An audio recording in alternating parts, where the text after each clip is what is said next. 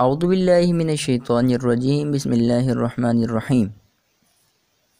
جیسا کہ تمام ویورز آپ کو پتہ ہے کہ ہمارا جو موضوع چل رہا ہے وہ اخلاق ہے۔ گزشتہ ویڈیو میں ہم نے اخلاق کی مختصر تشریح اور ایک آیت اور ایک حدیث بیان کی تھی۔ آج ہم اخلاق کے موضوع پر ایک داستان آپ کے پیش نظر کرتے ہیں۔ برائے مہربانی داستان شروع کرنے سے پہلے آپ سے ایک گزارش ہے کہ ہمارے چینل کو سبسکرائب کر لیں تاکہ ہماری آنے والی تمام داستانیں آپ کو وقت سے پہلے مل پائیں۔ حضرت نعیمان بن عمرو انصاری نبی اکرم صلی اللہ علیہ وآلہ وسلم کے جلیل القدر صحابی تھے۔ وہ شوخ اور پرمزاج طبیعت کے مالک تھے۔ بیان کیا جاتا ہے ایک صحرائی عرب اپنے اونٹ پر سوار ہو کر رسول اقدس کی خدمت میں حاضر ہوا۔ اس نے اپنا اونٹ مسجد کے پیچھے باندھ دیا۔ چند اصحاب کو ایک مزاح سوجی۔ انہوں نے حضرت نعیمان سے کہا کہ اگر آپ یہ اونٹ نہر کریں تو اس کا گوشت آپس میں بانٹ لیں گے اور اس صحرائی کو رسول اللہ اونٹ کی قیمت خود ادا کر دیں گے۔ حضرت نعیمان نے اونٹ نہر کیا اور اس کا گوشت بنا رہے تھے تو وہاں وہ صحرائی بدو آ گیا۔ اس نے اس واقعے کی خبر رسول اللہ کو دی۔ رسول اللہ مسجد سے باہر آئے اور صحرائی کے نہر شدہ اونٹ کو دیکھا۔ حضرت نعیمان وہاں سے بھاگ گئے۔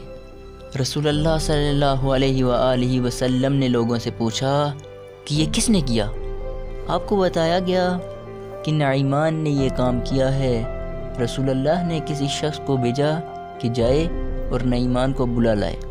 وہ شخص نعیمان کے تعاقب میں مسجد کے قریب صباغۃ بنت زبیر کے گھر آیا اور نعیمان کے متعلق پوچھا تو اس شخص کو ایک غار نما جگہ جو گھاس پھوس سے ڈکی ہوئی تھی کی نشاندہی کی گئی۔ وہ شخص رسول اللہ کے پاس آیا اور نشاندہی کی۔ رسول اللہ چند صحابہ کے ساتھ صباغتہ میں اس کے گھر کے قریب اس جگہ پہنچے جہاں پر نعیمان چھپے ہوئے تھے۔ رسول اللہ نے اوپر سے گھاس ہٹائی جس سے اس نے اپنے آپ کو ڈھانپا ہوا تھا۔ نعیمان وہاں سے باہر آئے۔ حضرت نعیمان کی پیشانی اور رخساروں پر تازہ گھاس کا رنگ لگا ہوا تھا۔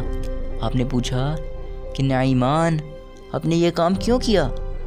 نعیمان نے عرض کیا یا رسول اللہ، خدا کی قسم جو لوگ آپ کو یہاں لائے ہیں انہوں نے ہی مجھے یہ کام کرنے پر اکسایا تھا۔